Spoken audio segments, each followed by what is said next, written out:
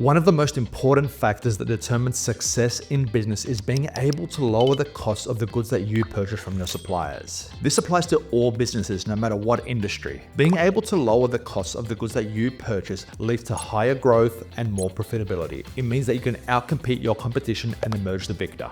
In this video, we'll be discussing when and how to negotiate pricing with your suppliers and what are some of the things that you should be avoiding entirely. Just a side note, in this video, when I say supplier, I'm referring to anyone who could sell you bulk goods at wholesale pricing. So it could mean a wholesaler, a distributor, a brand, or even a manufacturer. And when I say SKU, that means stock keeping units. It's basically all the individual types of products that your supplier might have. For example, they might have 5,000 SKUs. That doesn't mean 5,000 units in total. That means 5,000 different individual products. They might have different amounts of every SKU.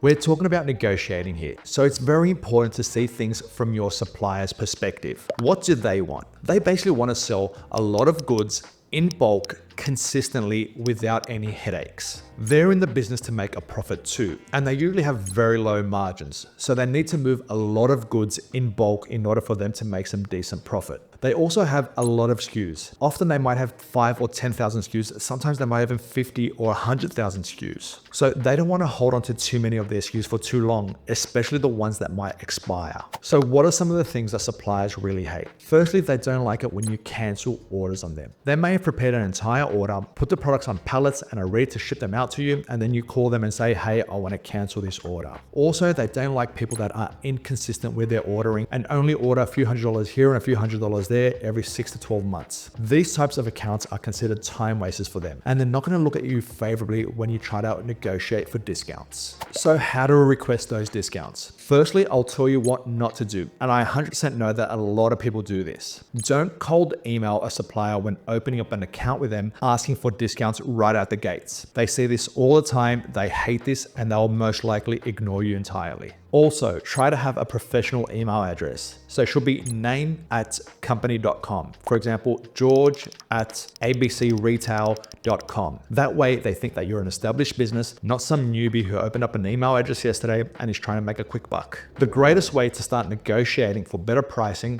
is to build a relationship with your supplier or your account representative. Now, this doesn't mean necessarily taking them out to lunch, but if you can do that, that'll actually help. But it means ordering from them often to start establishing trust. You should of course also be polite, and if it's in your nature and your character type, also entertaining.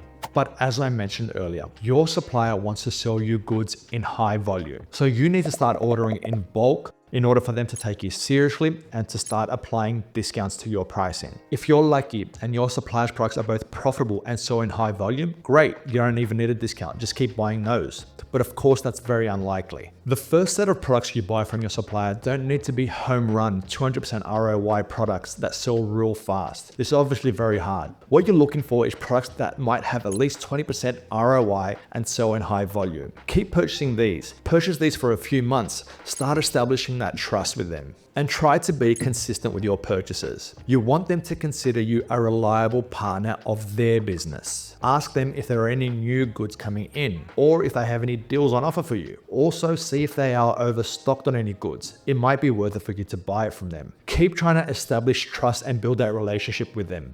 Now here comes the tricky part, actually requesting that bulk discount. There are a few ways you can try, and I'll show you what's worked best for me. One method is to ask them if they offer tiered pricing discounts. So what does this mean? Say for example, you were to spend $5,000 worth of goods this month. Could they offer you a 3% discount? How about if you're to spend $10,000? Can they bump that up to 5%? What if you're to spend $50,000? Could they give you a 20% discount on all those goods? Now, this method can work for some suppliers, but not all. The problem is that some suppliers might have some popular products that they just can't offer you a discount on. So they might have to split the tiers. Some products get the tiered discounts while other ones do not get the tiered discounts. Sometimes you might not get a positive response when trying to approach a discount this way. Just a side note, the amount discounted also depends on the supplier. So some suppliers might have high original pricing, which means they can allow for a higher discount, while others might consider their prices quite low, so they only offer a few percentage points. I've been able to get discounts ranging from 3% all the way up to 40 and 50% on their pricing. The method I like most to request discounts